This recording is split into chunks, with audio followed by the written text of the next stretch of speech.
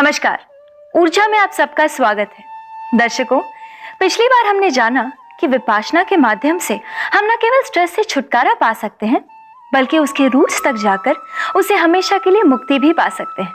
तो आइए विपासना के बारे में कुछ और प्रश्न पूछते हैं हमारे गुरुजी श्री गोयंका जी से।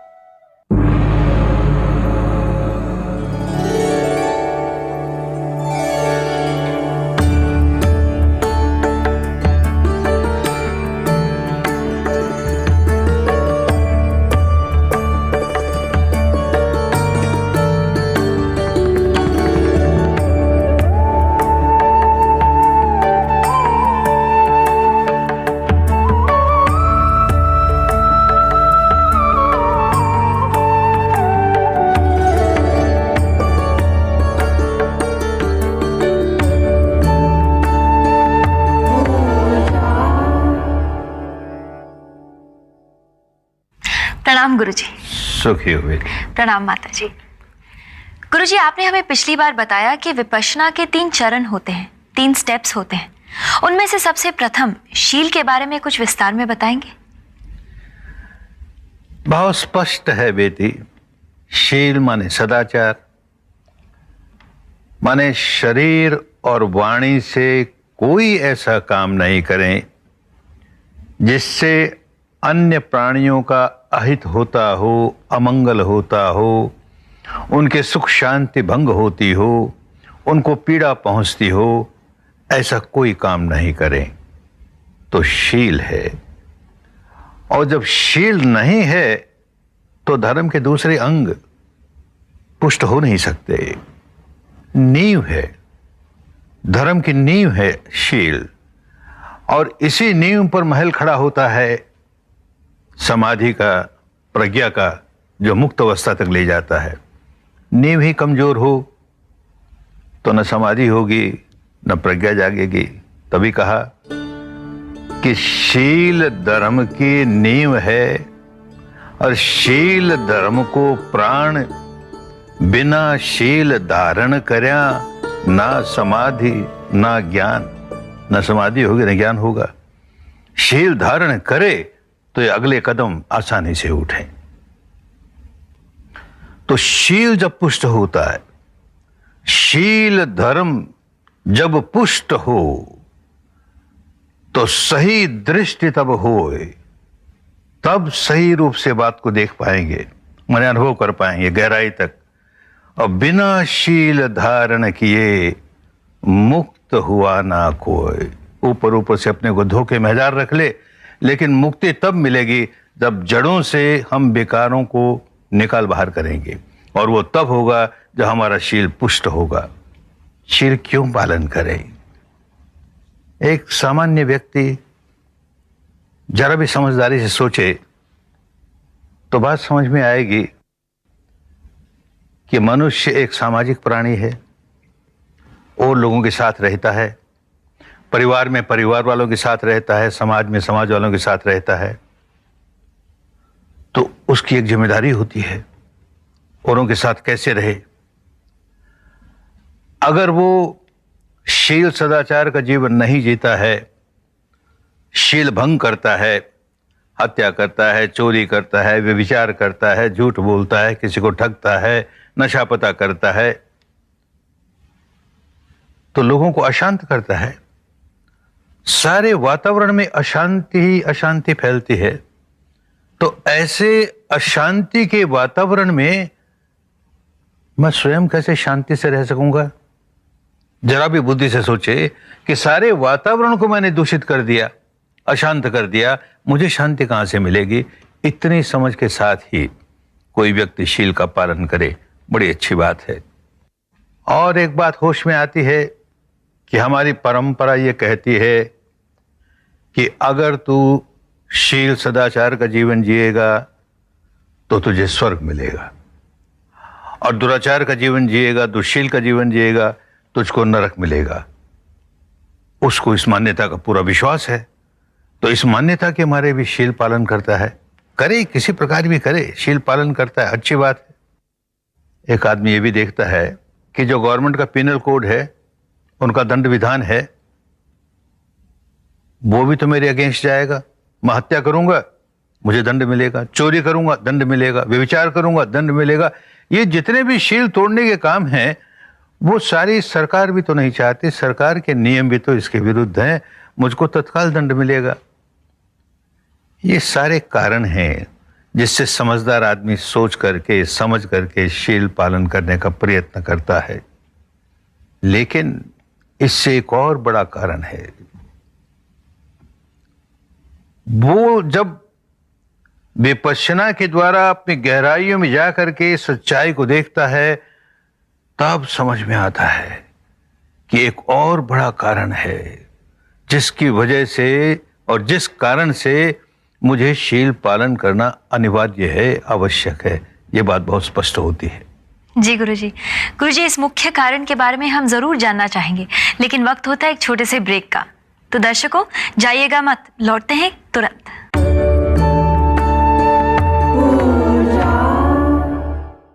तो गुरुजी अभी अभी जो आप हमें बता रहे थे, वो प्रमुख मुख्य कारण कौन सा है? देखो बेटी, ये जो कुदरत का कानून है, निसर्ग के नियम हैं, वो सब पर एक जैसे लागू होते हैं। मैं अपने मन में विकार जगाऊं और व्याकुल नहीं हूं, यह हो नहीं सकता। विकार जगाते ही प्रकृति दंड देना शुरू करती है, मैं व्याकुल हो जाता हूं। ऐसे ही कोई व्यक्ति विकार जगाए, प्रकृति उसको दंड देना शुरू करती है। स्वभाव है, प्रकृति का नियम है। इसे एक कहानी से समझें। एक घटना बहुत पुराने समय की घटना है। किसी राज्य में भी राजा के नियम कोई पालन नहीं करता, राज्य के नियम तोड़ता है, तो राज्य उसे दंड देता है। दंड विधान ऐसा है। उसमें कहीं चूक भी जाए, कोई अपराध भी कर दे और उसको दंड न मिले, कोई पक्षपात हो जाए, न्याय ठीक से नहीं हुआ, ये भी हो जाए, प्रकृति भूल नहीं करती और प्रकृति देर भी नहीं करती। अभी अपराध किया, अभी दंड मिलेगा। अपराध किया माने विकार जगाया तो तुरंत व्याकुल होगा। तो जो अच्छा राज्य होता है वो इस बात का ख्याल रखता है कि न तो पक्षपात हो और न न्याय में देरी हो। न्याय होना ही चाहिए। जो भी व्यक्ति राज्य के नियम को तोड़ने का अपराध करता है उसे दंड मिलना ही चाहिए, वो व्यक्ति कोई हो चाहे। पुरानी घटना है। एक राज्य का राजपुरोहित, बहुत समझदार आदमी, वो देखता था कि लोग किस तरह से गलत रास्ते जा रहे हैं, धर्म का पालन नहीं करते और समझते हैं कि हम धर्म का नए पालन करेंगे फिर भी हम दंड से बच जाएंगे, क्योंकि इसकी कृपा हो जाएगी, उसकी कृपा हो जाएगी, हमने ये कर्म कांड कर दिया, हमने वो कर लिया। तो समझाता है, नहीं समझ में आती है उनके। तो राजा को कहता है कि इनको समझाने के लिए मैं एक तरीका अपनाऊंगा। राजा को पहले बता देता है। फिर एक जोहरी की दुकान में गया और वहां तरह तरह के गहने पड़े हैं, बहुत कीमती गहने हैं, ये देखा वो देखा। फिर उस दुकान मालिक के देखते देखते एक बड़ा कीमती आभूषण उठाया और अपने पॉकेट में डाल लिया और चल पड़ा। उसको आशीर्वाद देता हुआ चल पड़ा। मालिक देखता है, बड़ा अजीब है, राजपुरोहित है और यूं आंखों में धूल डाल करके और ये हमारा छीन के ले जा रहा है, चोरी करके ले जा रहा है। उसके पीछे भागता है कि आपने चोरी की है तो की है, क्या हुआ, मैं राजपुरोहित हूं। मामला जाता है पुलिस के पास, न्यायाधीश के पास, जज के पास। जज कहता आप रंगे हाथों पकड़े गए हैं, आपको दंड मिलेगा। कैसे दंड मिलेगा? मैं देखे इतनी लंबी चोटी रखने वाला, जनेऊ पहनने वाला, पीतांबर पहनने वाला, मुझको कैसे दंड मिल सकता है? चोरी की तो क्या हुआ? दंड मिलेगा भाई, चाहे जो कुछ हो। मुझके आपके साथ बड़ी सहानुभूति, लेकिन क्या करूं, दंड तो मिलेगा। मैं रोज सुबह शाम पूजा पाठ करने वाला व्यक्ति, इतने इतने कर्म कांड करने वाला व्यक्ति, और तुम कहते हो मुझे दंड मिलेगा? ये कैसे हो सकता है? क्या करें, राज्य का नियम है, हम न्यायाधीश हैं, हमें तो दंड देना ही पड़ेगा। आप देखिए, मैं ब्राह्मण हूं और बड़ी ऊंची जाति का उद्दिष्ट ब्राह्मण हूं। लोग मेरे पांव पूजते हैं और राजा भी मेरे पांव की वंदना करता है। और मुझे दंड मिलेगा, क्या करें, मिलेगा। तो बात गई न्यायाधीश राजा के पास गया। राजा तो समझा हुआ था, तो फिर उसने पुरोहित ने वो निकाल करके जेब उसको दे दिया और कहा, देख भाई, ये सारा कुछ नाटक हमने इसलिए किया कि राज्य के नियम भी किसी की तरफदारी नहीं करते। गलत काम करेगा दंड मिलेगा। ये प्रकृति कैसे तरफदारी कर देगी? कोई आदमी अपने को ब्राह्मण कहेगा इसलिए उसको छूट दे देगी, या कोई आदमी एक कर्मकांड करने वाला है इसलिए उसको छूट दे देगी? दुराचार कर तो भी तुझे दंड नहीं मिलेगा। तो समझो, ये समझावन दी उसने, और ठीक दी, क्योंकि प्रकृति का नियम भी बिल्कुल ऐसा ही है कि ब्राह्मण हो या बाणियो, और क्षत्रिय शूद्र होए, कर्म जिसो ही फल मिले, अब वर्ण न पूछे कोई। किस वर्ण का है कोई नहीं पूछता, प्रकृति का नियम है। हमने आगे पर हाथ धरा तो आगे ये नहीं पूछेगी हाथ धरने वाला कौन है, ब्राह्मण है कि शूद्र है, कि हिंदू है कि मुस्लिम है। हाथ जलेगा ही, तो विकार जगाया तो व्याकुल होगा ही, कोई बचने वाला नहीं। ये होश रखे तो फिर शील सदाचार पालन करना आसान हो जाए। जी गुरुजी, सचमुच आपके समझाने का ढंग तो बड़ा ही यूनिक है। तो दर्शकों, जाइएगा नहीं, लौटते एक छोटे से ब्रेक के बाद।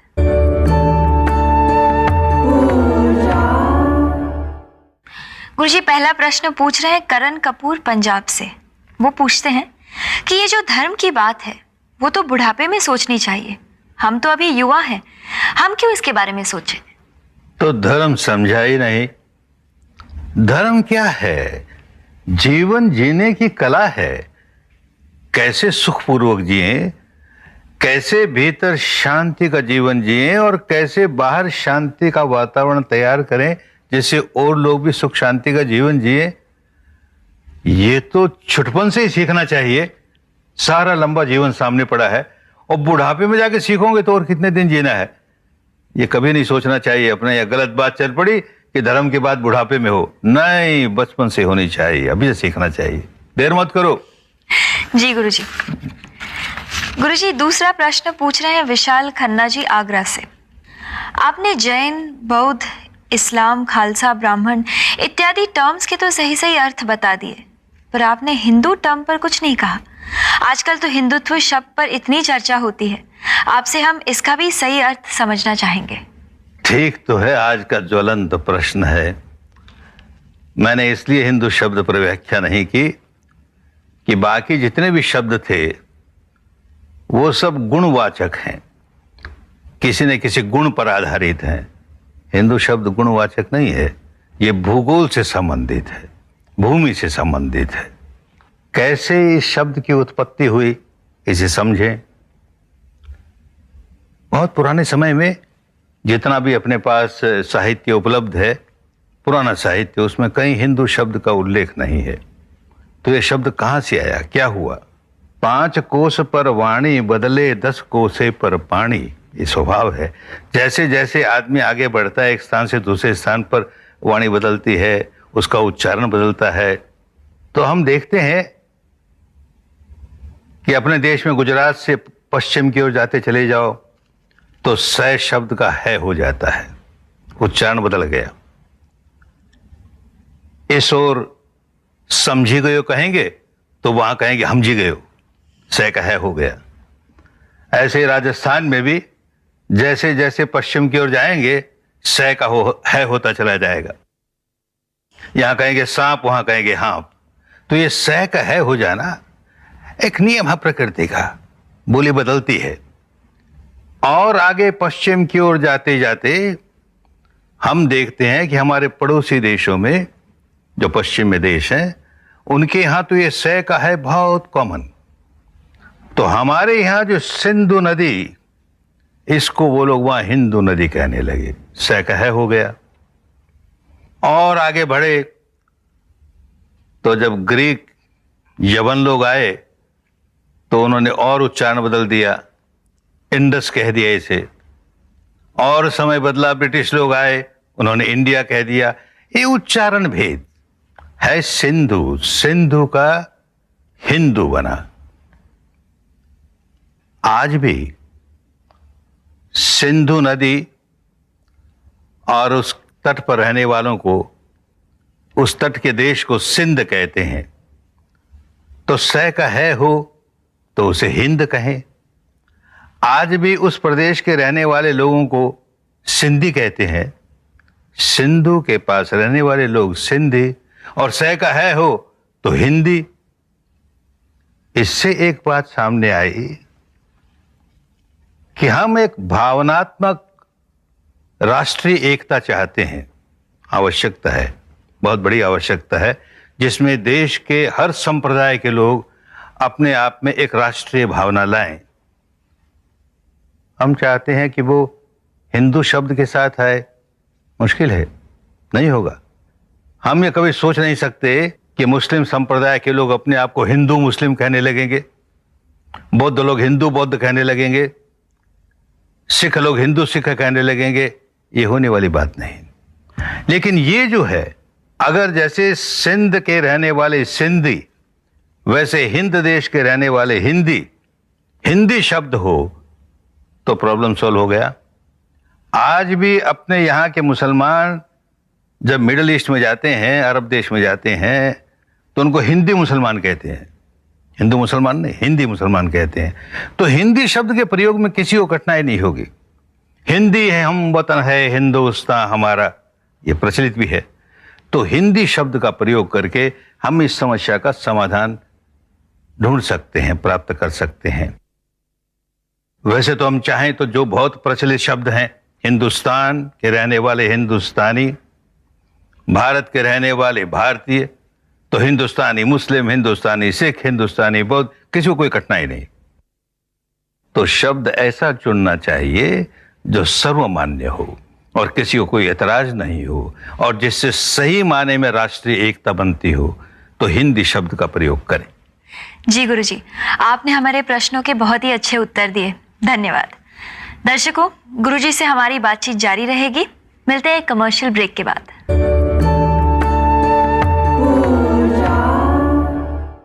गुरुजी, आपने हमें बताया कि गलत बातों से बचने के लिए हमें सदाचरण का पालन करना चाहिए। तो गुरुजी, आप हमें शील सदाचरण की व्याख्या समझाएंगे? जैसे कहा कि वाणी से, शरीर से कोई भी ऐसा काम नहीं करें जिससे अन्य प्राणियों की सुख शांति भंग होती हो, अन्य शान्यों को, प्राणी को दुख पहुंचता हो, पीड़ा पहुंचती हो। कहा भी गया कि तलवार का घाव तो भर भी जाए, वाणी का घाव नहीं भरता। जन्म भर याद रखता है, इसने मुझे अपमान किया। उपहास के दृष्टिकोण से ही हमारे यहाँ के एक कवि ने, रहीम बहुत बड़े कवि हुए, उन्होंने कहा कि रहीमन जिह्वा बावली और कह गई सरग पतार। स्वर्ग की बात, की पताल की बात, की यहाँ की बात, की वहां की बात, और क्या क्या कह गई सरग पतार। आप तो कह भीतर गई और जूती खात कपार। अब जूती पड़ती है कपाल पर, वो तो भीतर चली गई। माने झगड़े फसाद जो होती है, इस जबान की नासमझी की वजह से हम नासमझी में बात करते हैं और उसमें झगड़े फसाद बढ़ते हैं हमारे। तो समझदारी इस बात में है कि बोलते वक्त खूब होशियार होकर बोले, मेरे इस वचन से किसी को पीड़ा तो नहीं पहुंचेगी, मेरे इस वचन से किसी का मन सुखी तो हो जाएगा, सुखी हो जाएगा, ऐसे ही बोले। अपने यहां गोस्वामी जी ने भी कहा, तुलसी मीठे वचन से सुख उपजत चहूं और, वशीकरण एक मंत्र है तज दे वचन कठोर। जहां कठोर और कटु वचन बोला कि वहां दुश्मनी होगी, और जहां मीठे वचन बोले वहां समझो लोगों को वशीकरण कर लिया, सब अपने हो गए, सब मित्र हो गए। सच बोलने में, और सच भी प्रिय सच बोलने में। सच तो कहा, एक आदमी अंधा, उसे कहा रे अंधे, तो सच तो है। और हम कहें सूरदास जी, तो बात तो वही है। तो कैसे कहें, उस पर सत्य भी हो, प्रिय भी हो। तभी अपने यहां कहा गया, सत्यम ब्रूयात प्रियम ब्रूयात न ब्रूयात सत्यम अप्रियम। जो अप्रिय सत्य है वो न बोले। बोली का बहुत बड़ा महत्व है। बोली अगर संभाल के न बोली जाए किसी को भी चुभने वाली बात कही तो अपने भी हानि, उसकी भी हानि, सारे वातावरण की भी हानि। तो शील पालन में प्रमुख बात पहले वाणी की बात, क्योंकि मन में जो कुछ उठता है वो जब बाहर निकलता है तो वाणी के रूप में निकलता है, उसके बाद शरीर का काम शुरू होता है। तो यहीं अगर नियंत्रण हो जाए, हम देखें कि मन में जो उठा है वो वाणी में हम गलत तरीके से ना बोल जाएं, तराजू की तरह तोल करके उसको बोलें, जब बोले तब तोल कर बोल, बस ठीक हो जाएगा सारा कुछ। जी गुरुजी, ये तो बड़ी सुंदर बात बताई आपने हमें। गुरुजी, हम एक और बहुत इंपॉर्टेंट बात आपसे करना चाहेंगे, वो है बिजनेस में शील का पालन। लेकिन गुरुजी, हमारे एपिसोड यहीं पर खत्म होता है, तो इस बारे में हम आपसे बात अगले एपिसोड में करेंगे। बहुत ठीक। प्रणाम गुरुजी। सुखी। प्रणाम माता जी। तो दर्शकों, आप हमें इसी तरह प्रश्न भेजते रहें और हमारी यही कोशिश रहेगी कि हम आपके प्रश्नों का उत्तर देते रहें। तो अगले हफ्ते इसी दिन इसी समय देखना ना भूलिए ऊर्जा।